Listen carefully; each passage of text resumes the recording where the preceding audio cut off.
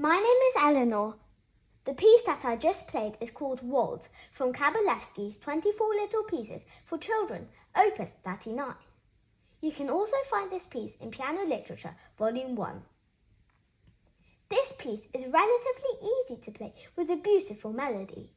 As you can see, there are lots of legatos in the right hand. It should be played cantabile, meaning a singing style. It's a good piece to practice some of the basic techniques on slurs and phrasing in waltz. In the next couple of minutes, I would like to share with you how I practice this piece according to my teacher's instructions. By the way, she's the best teacher in the world. To start with, let's quickly look at some of the basic information of this piece. The tempo is moderato, meaning not too fast, not too slow.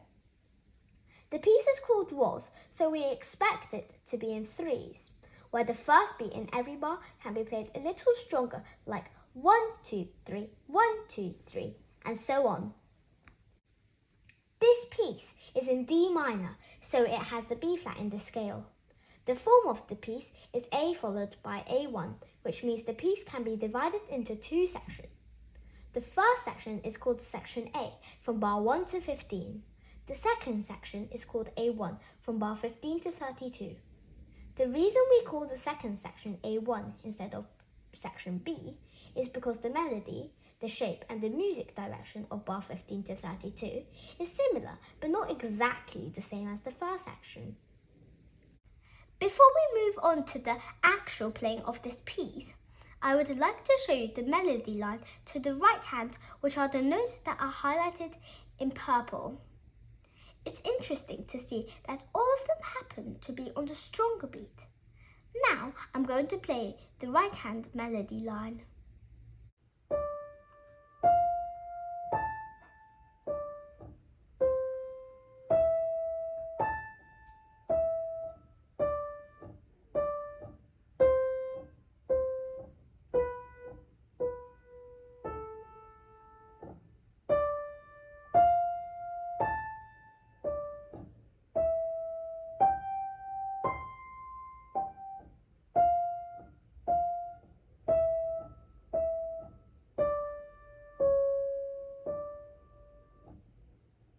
These are the key notes for the melody, and the rest is just adding details to make the piece fuller and more interesting.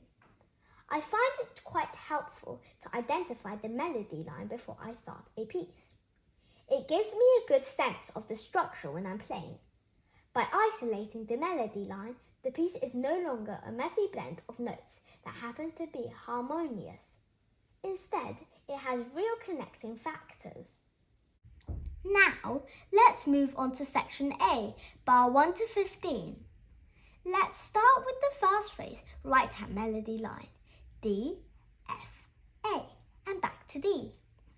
Given the notes are going up from D to F to A, we can do a little crescendo where A is the loudest. Then we come back to D, which is the end of the slur, and we play it a little softer. Same for the second phrase, which is from the upbeat in bar 4 to bar 8. The key notes are from C to E to A, then come back to E.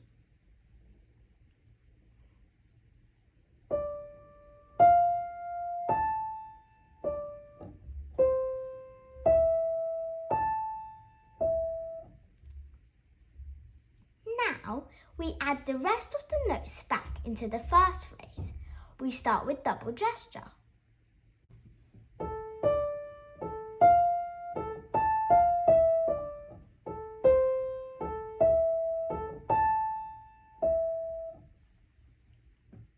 When I'm playing, I'm imagining a little girl very innocent and she's a bit lost in the dance. I'm trying to produce something calm, so I need a rounded sound, no spiky notes, nothing too bright. I don't want something like this.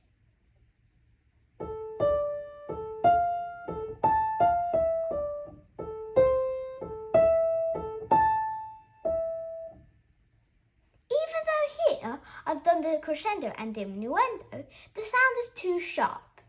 This can be avoided by using slow attack when your fingers hit the keyboard. Another thing to mention is that for bar 2 to 3 and 6 to 7, for the octave from A to A, I'm throwing my hand to make it sound more legato. This is because I'm still quite young and my hands are not big enough yet. It will produce better sound than stretching my fingers on the keyboard. However, if you have bigger hands, you don't have to do that. Just make sure the notes are connected and sound smooth. Now, let's look at the upbeat from bar 8 to the downbeat at bar 15. It starts with 2 shorter slurs followed by a longer slur. The first one is E to D and then a repeated E to D. Usually, when there's a repeat, we do the second time softer to give it a bit of contrast. It says piano in the script, so we play this slur quieter, but we still want to have the dynamic we just mentioned. Then we apply the same structure to the second slur, A to C to D to C, but this time we want it to be in mezzo forte.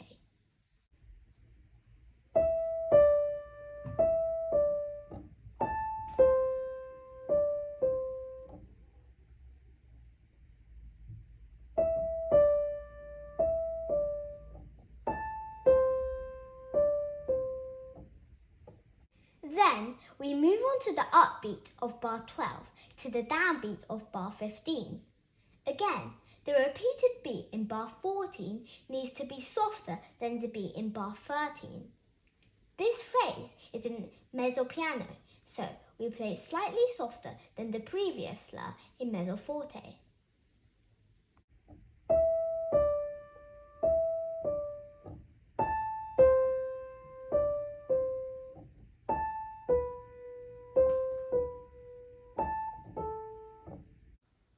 Let's move on to the left hand of section 1. As you can see, these are all repeated chords on the first 2 beats of each bar. For repeated notes, we can play the second note softer than the first one. For example, for bar 1 to 4, the left hand is like this.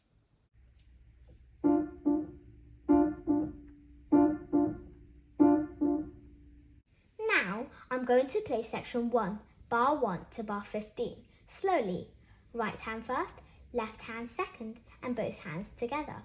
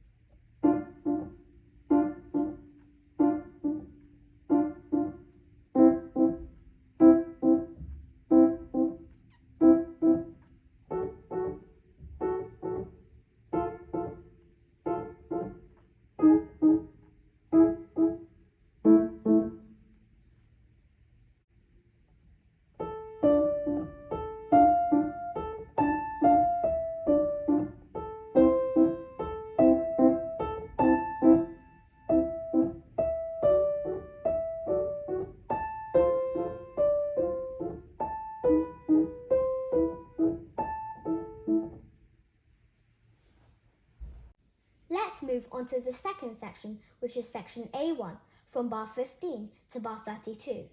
It's exactly the same structure with a slightly different arrangements in notes, so we use the same logic in the practice.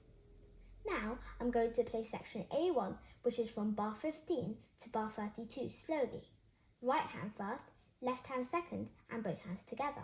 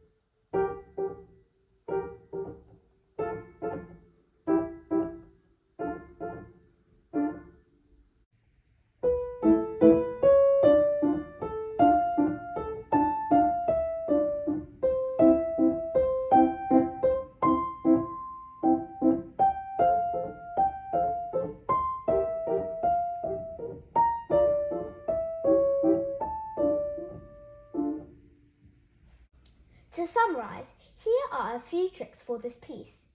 Number 1.